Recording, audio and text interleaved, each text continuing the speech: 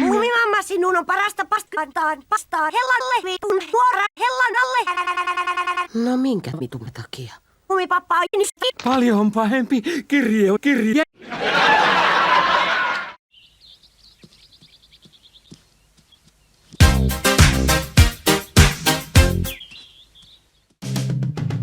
Isku! Isku! Tämä! Isku! Hemuli, mikä on hätänä? Mikä mieltäsi painaa? Poltan paljon tupakkaa Ne kai nielevät paljon rahaa. totisesti, eikä minulla ole penniäkään. Kuules, Muumipapan täti on tulossa huomenna vierailulle ja hänellä on vitusti Niin mahdottomasti. Nuori mies, osaatko sinä tien paikan? No niin voi sanoa. Pane minua. Minulla on nyt hiukan kiire. Mitä vittua? Etkö sinä halua pillua? Ole kilttiä sitten. Terve.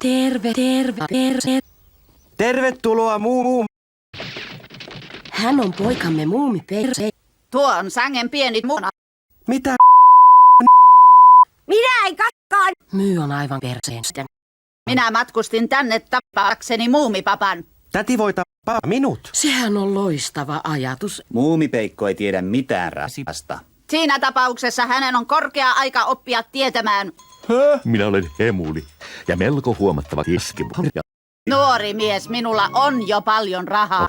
Kaikilla sitä rahaa ei ole, niin miksi sitä pitää levellä, että joo, mulla on rahaa kuin rakennusmestarilla, niin mä voin tehdä tämmöstä ja tällaista. Hemuli, olin vasta pääsemässä asiaan.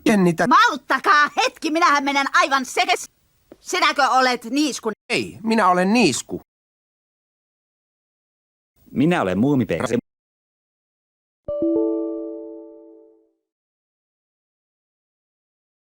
Olisiko Kona vietettäisiin äijän iltaa sijasti, kun tulee maailman loppu? Olisiko koko ihmis, kun pelkkää isäntiä iltaa? Olisiko Kona